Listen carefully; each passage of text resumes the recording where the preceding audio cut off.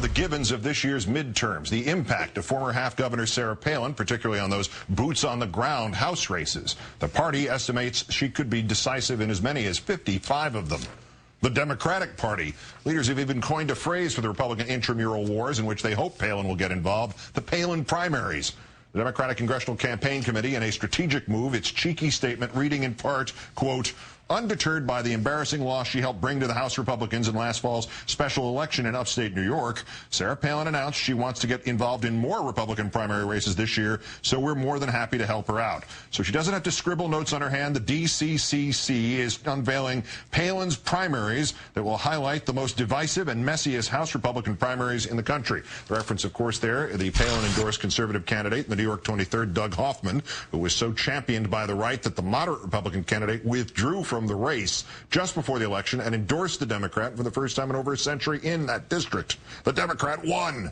Thus, the guide the Democrats are providing Palin includes 55 competitive House Republican primaries. Some of these races boast half a dozen different Republican contenders. Many races include Tea Party candidates. The leitmotif, Republicans trying to outdo one another in terms of their conservative bona fides. I'll turn to the Washington bureau chief for Mother Jones magazine, David Korn. David, good evening. Good evening, Keith. Democratic strategists are probably correct in thinking that Palin could help, if not sow the division, then complete the rupture during these primary stages of these races. But is there any broader calculation here? Is there an effect of a Palin endorsement on the General Electric? How about that for a Freudian slip? Any effect on General Electric? Never mind everything else. Any effect on the general electorate, including the independents, in the actual vote? On the general election. Well, I think what we're seeing here, I mean, this is a stunt. They have us talking about it. Yeah. They're getting attention. But I think this is sort of a warm-up before you bring the show to Broadway. And what is that show going to be? It's going to be a horror flick in November 2010, starring Sarah Palin. Right now, the atmospherics are looking pretty good for House Republicans in the coming elections in November. The unemployment is high. If it stays high, independent voters and others will be looking at incumbents and feeling rather ticked off. There are more Democratic incumbents out there than there are Republicans, so Democrats have a lot to fear. Now, what the Democrats, of course, want to do is make the election a choice between us and President Obama and the Republicans. Not a referendum on the Democrats and Obama, but a choice between the Democrats and Republicans. And what is the best way to tar the Republicans all at once? Well, find a few leading Republicans that are just really pretty unpopular. And Sarah Palin, in the latest polls, 71% of the public said she's not qualified to be president. Her unfavorable to favorable rating was 55 to 37%.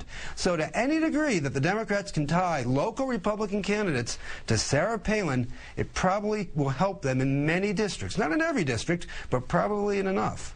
Is there any sense in these other 55 cases that we could see something as dramatic as the New York 23rd, where it went so badly that there was the, as they used to say on Monty Python, there was the silly candidate and then the very silly candidate, the conservative, and then a Republican to split that part of the vote? Well, will we see something completely different? Mm-hmm. I think it really depends on the districts. The DCCC, the Democratic Campaign Committee, has picked 55 Republican House primary campaigns, and they're all in very different districts. In some districts, they have sort of the same dynamic that we saw in New York, in New York 23. But in some of those districts, even there's a Democrat who's now the incumbent, meaning it's a Democratic district. So if you have, a Republican running a state senator, such as I think in the Mississippi 1, against an incumbent Democrat, and then you have a conservative Tea Party type, as you have down there, a former lobbyist for Fox News, Angela McClellan, who is also an analyst on the network, mm-hmm. Coming in as the Tea Party candidate, it's kind of similar. She has a little more dynamism than Doug Hoffman did, but if Sarah Palin comes in and picks her over the state senator, who is a Republican, and you got to figure that a state senator in Mississippi is not a flaming liberal if you're a Republican, mm-hmm. right? I mean, that could cause a civil war that will damage either Republican candidate in the general election. And that's what the DCCC is hoping happens in at least a handful of districts if Sarah Palin sticks her nose into them. If, as the White House has indicated, it plans to try to present the midterm elections as a nationalized referendum as much as possible, with Obama obviously in the forefront, This dovetails then with what the Democrats here are trying to create here, this party of Palin, at least in these 55 districts, does it not?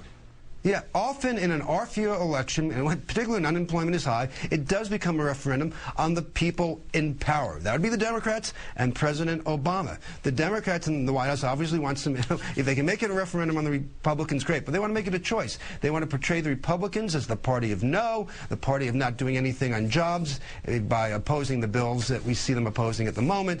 And if they can make it the party of Palin, so much the better. This is what they're going to be trying to do in the next few months to try to, they're fighting a historic, tide, or I should say trend. Usually in these type of elections, the voters who are upset are looking to throw people out. They're not looking to make a contrast and a comparison between each side. And so the Democrats are going to have to try very hard to change that dynamic. And if they can't do it across the board nationally, pick a few districts, 10, 20, 30 districts where they have a chance of scoring with that type of strategy. But what does it mean for General Electric? David Korn of Mother Jones. Great, thanks, David.